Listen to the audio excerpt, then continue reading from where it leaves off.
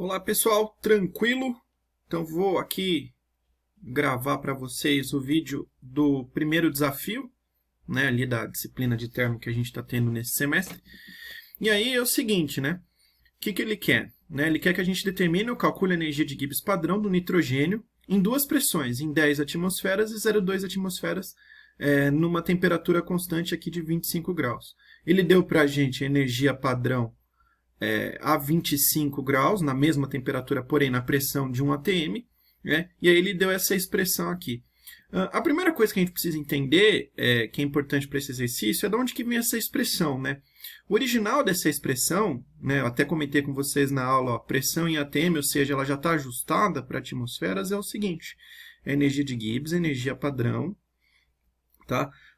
Normalmente, a energia padrão aqui, a gente tem que colocar uma pressão padrão para essa, então no caso o padrão é de 1 atm, né? Mais a constante universal dos gases vezes a temperatura, integral de 1 sobre pressão dP, e aí o padrão aqui não é 1, então que vai de 1 até a pressão desejada, beleza? E aí, quando eu quero fazer essa conta, olha como é que vai ficar resolvendo essa integral. Então, a variação na energia de Gibbs vai ser a energia padrão, mais RT vezes ln de P menos, né, ln de 1. E aí o ln de 1 a gente sabe que é zero, ou seja, então a minha expressão vai ficar exatamente a de cima, ó, ΔG padrão mais RT ln de P. Então, como eu usei o padrão em atmosferas, na unidade de atmosferas, e usar como padrão 1, veja que a facilidade que surge para a gente ao tratar a expressão, porque eu sei que a ln de 1 é zero, ela está ajustada para que eu coloque a resposta em atm, use a constante dos gases no valor no SI, né, aproximadamente 8314 Joule por Kelvin mol, né? E também use a minha temperatura em Kelvin, né? No caso 25 mais 273,15 kelvins.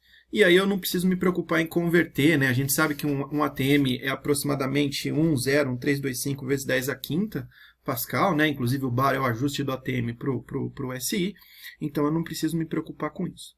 Beleza? Então, por isso que a expressão está ajustada. E agora está simples, né? Aí é só a gente fazer as continhas. Então, quando eu tenho 10 ATM, vai ficar como, né?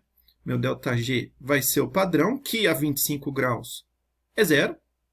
E no padrão, que é 1 ATM, veja que surgiu aqui da expressão que eu abri, mais 8,314 vezes 298,15, já passei o 25 para Kelvin, vezes ln de 10. Ao fazer essa conta, o ln acima de 1 de 10 é um valor positivo, né? Eu vou ter mais, né, aproximadamente, né? Lembra do arredondamento, 5.707,7 Joule por mol. Beleza?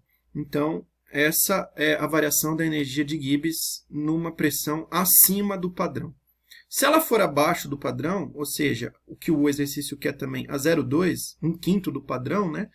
Meu ΔG vai ficar igual a zero mais 8,314 vezes, né? A temperatura não mudou, o sistema está mantendo ela constante. Agora, ao invés de ser ln de 10, é ln de 0,2. Eu vou ter aproximadamente menos 3.989,5 Joule por mol. Veja que a partir do momento que a minha pressão ela é menor que a pressão padrão, ou seja, de 1 atm, a variação da minha energia de Gibbs ela passa a ser negativa. Aqui no passo, a variação na minha energia de Gibbs ela é o quê? Ela é positiva. De fato, né, essa variação ser positiva indica que meu sistema está sob pressão maior e a variação negativa sob pressão menor.